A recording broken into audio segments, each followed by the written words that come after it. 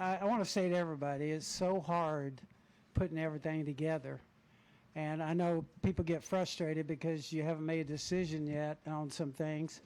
But I just say this, there's sponsors involved, there's so many relationships involved, and you're trying to go through all that and work it all out. And so, yeah, I think it, honestly, I think that's part of Eric's world. It doesn't go easy sometimes, and you're working. He knows. I keep him updated. We do. He knows we're working as hard as we can. So hopefully it'll be one of those things we get put in place here pretty quick. We'll go to Al. Thank you. Denny, Al Pearson, Auto Week. Did your car ever sputter, ever give you any indication, ever scare you a little bit the last 6 or 8 laps or so? No, I never had anything. I tried to keep the tank kind of full and saved as much as I could under caution, saved all I could under green. So if it was going to be not enough, it was just not going to be enough. So I was okay with the outcome one way or the other. We did everything we could to win the race. We made the calls to win the race, and it worked out for us. It was a good race for us where, it was pretty smooth. Nothing crazy happened. We had good restarts when we needed them. When we didn't have a great restart there at the end, I was able to back up that track position that I lost. So it all kind of went to plan. I want to check in up in the press box and see if there are any questions up there for Chris or Coach. JimMotorMotorsport.com for Coach. You were talking about Eric. He's obviously that team has really poured down the last several weeks. I know he gets frustrated without having the win, but how do you feel that they're approaching the playoffs? Well, I think, for him right now, this was a huge day. They were the ones that you really worry about because our other guys were in. Eric was on that edge. Of course, running out of fuel would be a disaster for them. And but I think right now, the last 3 weeks, I think show kind of where the team is. Chris Gale over there has done a great job. And I think Eric can sense it, and we all know with young guys, Denny's been there, drivers have been there. Once they get it, it can be something special for them, and I think Eric's right on the verge. I know for everybody, our race team, Coy, myself, everybody there, we're all excited about Eric and his future, doing everything we can to kind of get everything in place to make sure we have him taken care of. Do we have any additional questions upstairs in the press box for Chris or Coach? All right, before we continue on with Denny, do we have any additional questions downstairs for Chris or Coach? All right, well, gentlemen, thank you for joining us. Congratulations. All right. And we will now continue with questions for our race winner, Denny Hamlin. We'll stay here in the middle and then go to Kelly. See you guys. Denny, Shane Hector, WBGO Sports. Did the PJ1 even factor into your win today here at Pocono? It did. That's how I got around those two guys on the outside. The 19 made the move to try to get around a lap car in turn 3, and I saw an opportunity to dive on the outside there, and I was able to put my right side tires in it. And once I did, it had the grip, and I was able to get beside him, and that was key to then have the power position on the outside entering turn 1. And then with the 20, he was saving fuel, and I could see he was saving fuel pretty early on entries. So I wanted to kind of time a run off of turn 3 with him to where when he kind of checked up into turn 1, I just dove to the outside and got up in the PJ1 and passed him on the outside there in turn 1. So it definitely was a factor. We never would have had an outside lane or even close to an outside lane had it not been on the racetrack. So I think most of the passes today probably were done on the outside. So it still can be refined and be better. I've been working with NASCAR on the track really hard on this particular racetrack, getting it in the right place. And I think that when we come back next year for the doubleheader, we're going to make it even better. So I'm happy that this track is opening up to changes, and certainly we had a better race than what we would have had without it. We're going to go to Kelly and then go in the back. KellyChronoRacer.com. Denny, there's saving fuel and then there's saving fuel at Pocono. Has saving fuel ever been something you felt you were good at, and how nerve-wracking is it trying to do at a place like this? Well, I think my style lends itself to saving fuel anyway. I think just the way that I get on and off the gas typically is better for fuel mileage. And when he said we were right on it, I knew I was saving fuel the entire run, except for the laps I was really trying to pass, the 19 and the 20. Once I got to the lead, I was doing everything I could, just everything I'd learned over the years of saving fuel, and I just knew that if it wasn't enough, then we either didn't get it full enough or the way I'm doing it's just not good enough. But, yeah, I certainly was worried there at the end. I was less worried when the cautions came out, but I didn't want the cautions to come out because I had such a decent lead on the 19. I was just kind of pacing myself off of him. Nobody else was really coming. So I was confident that we were going to win the race without the cautions. And then when we went into overtime, Chris said, look, if it goes into overtime, we're going to have a discussion whether you got enough fuel or not. But luckily there wasn't another green, white checkered. I don't think we would have made it if we did that. We're going to go to the back, then go to Nate, and then check in at the press box again. Tyler Jones, KLW in Kansas City. Denny, do you feel like after your third win of the year that you guys are on par with anybody in the sport right now? Where do you compare yourself in the position you're in? Yeah, I mean, certainly we are contenders most weeks. I mean, there's not a week that shows up I don't think we can win. And I don't know how many teams really can say that, 5 or 6 maybe.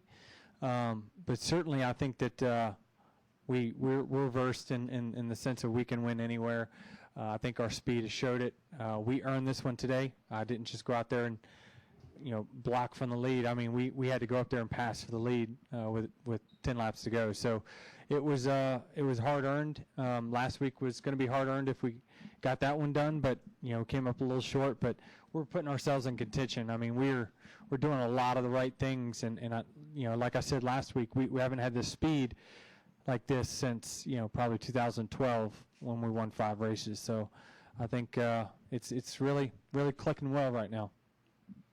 We're going to go to Nate, and then we'll check in the press box again. Nate Ryan, NBC Sports. Yeah, Denny, following up on that, and what sort of pressure is there now so that you don't squander your best championship effort probably in 5 or 6 years or whatever? I mean, how do you ensure that you don't peak too early or whatever? You still find that next level for the final 10? Yeah, I mean, I'll tell you, there's no such thing as peaking too early. If you're winning races, you're giving yourself a buffer in the playoffs. So I think that really any work we can put in now will just help us in the playoffs if we do stub our toe and have a bad race. So it happens. Bad races do happen in the playoffs. It happens to even championship guys. You just have to make sure you have that cushion, and that's a cushion I didn't have just a few years ago. 2014, we made it all the way to the Homestead, and we were leading with 9 to go, and we had an untimely caution. Kevin Harvick pits, we lose. So it's just one of those things. We put ourselves in contention. It just doesn't work out sometimes. But I feel like as long as we keep putting the effort in, what we're doing, I've got as good a shot as any. I'll just I'll wherever the cards fall, they fall. I'm not gonna work any harder or any less than I am right now. I feel like I'm doing everything I can to be better. I'm going to check in the press box and see if there are any questions up there. Yeah, ChrisKnightCatchments.com. Denny, did the addition of the PJ1 restore any of your secrets that you used to win at Pocono from 2006 to 2010? Maybe a little bit. I mean, I thought that the years that we were really good here before the track repaved, it was a multi-lane racetrack. You could run different grooves in each corner, mostly in turn 1. It had a little bit of that in turn 1. I mean, you really had to be careful not to get too high or else it was, really like ice because it had no heat in it. But the part of it that did have heat had really, really good grip. So, yeah, maybe I would say that it's a little bit like it kind of used to be, but certainly we could make it better. And I'm just happy that, it did play a factor in today's race and it was used in the victory. Any additional questions in the press box right now? No question. All right, we'll come back down here to the middle. Joe Kinsey Jr., WBGR Sports. Dan, do you think if they moved the PJ1 compound down about a lane that it would maybe improve it and make it to where more drivers actually want to use it during the race? Yeah, I mean, you got to be careful, though.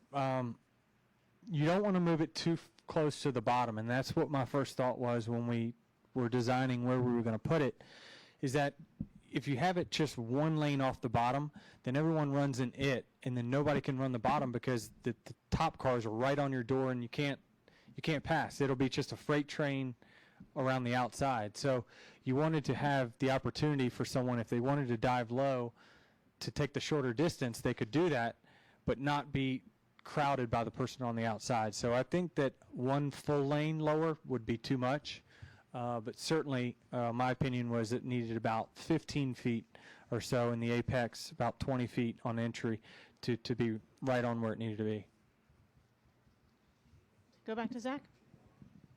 You kind of touched on, the success that you used to have here. To finally get back to victory lane, is this any more special just knowing how meaningful this track has been to your career? Yeah, I mean, it's 5 wins. I don't even know. It doesn't register really with me. Some of these racetracks I really got a lot of wins at, and it's probably because I've just raced for so long that they're not all in bunches. It seems like they're really spread out through my career, which is a good thing. So, this track's been really, really good to me. It's where I got my first win, and obviously is pretty special for that reason. And then to win this race, not only on the last restart, there were 2 late restarts. You had to save gas. How hard did you have to work for this win today? I mean, it was hard. I mean, the hardest part was when I was running third and had to get around my 2 teammates. And obviously, I knew that was not going to be easy by any means. And, I just took the opportunities that were given to me. I was patient and just made, had a fast enough car to make the moves when I needed to. So it's not like I was able just to get out front, have the right tire strategy or winning strategy, and that put me out front and I was able to coast to a win. I mean, it had to be earned. I had to race for the win. I had to pass 2 cars, and then I had to hold everyone off on the restart, which was a task in itself. So, I can take solace, and this one was definitely hard earned. We're going to go to Dan and then Scott. Dan Gelson, Associated Press. Denny, what have really been the key differences for you from last year, probably one of your worst seasons in your career, to this year, where, like you said, you're having probably one of your best years, at least since 2012? Yeah, I don't know. I mean, I certainly think that I'm working hard to be a better driver. I mean, I know that everyone works hard. Everybody works hard. But I think that the relationship I have with my crew chief is really good. He sets out a plan for the weekend, and it's my job. He's the head coach. I'm the quarterback. It's my job to execute the plan that he sets forth for me. And that's the way it's going to be. Win or lose, he comes up with the plays. I'm the one that needs to execute it. So when he says, okay, I need 2 positions on this restart, I got to go get 2 positions. So he's really done a good job of knowing what it takes to win in the Cup Series in his rookie season. And I mean, he's going to be around for a very long time. I'm glad to be working with him, and obviously he's a short track guy from the roots, similar to what I'm from. And all the crew chiefs really I've worked with have had that kind of DNA. So I just think that the chemistry between him and the engineer and myself is all really, really good right now. And I'm learning. I'm still learning. I'm 38. I'm not 45, and I feel like I'm still learning every single week how to be a little bit better. And so that's why it's still kind of a veteran sport, because we have the old experience that we've learned for the first 10 years of our career, and even though they've changed the cars, changed the rules, changed everything about it, we have that experience, but then we're still learning and getting better as well. So it's still an old man sport. We'll go to Scott up front. Oh. Scott Walsh from the Scranton Times Tribune. Denny, it sounded on TV like when Chris told you as you were heading into overtime, to maybe you still might have to save a little bit. You sounded like you were a little frustrated.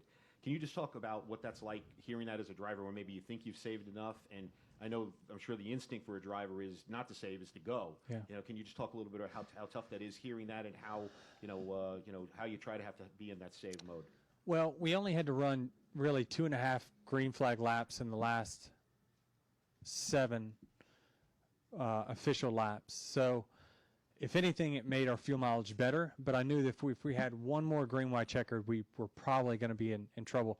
But it was going to be me, and everybody behind me was going to be in big trouble. So I knew that I did everything I could to save. I knew the pace was a little bit slower for the leaders, and especially when I took the lead there, I started backing off. We should have been okay, and I don't know, maybe we had enough for another green, white checker, but certainly I didn't want it to end on fuel mileage. I wanted for this race to end the way it naturally would have, and I knew we had, probably we definitely had a top 3 car. The 14, the 18, or the 4 and the 18 were obviously really good, but we were a little better, I thought, than the 4 in the long run, and so I just didn't want to lose it this way. I wanted to execute, especially after passing for the lead there late, something we weren't able to get done last week. So. Do we have any additional questions for Denny? Go back to Zach. The fuel window here seemed to expand a lot more today than kind of years past. Did that have anything to do with less power in the engines from years past? Because it seems like it was usually like 30 to 35, and everyone really kind of pushed that more today.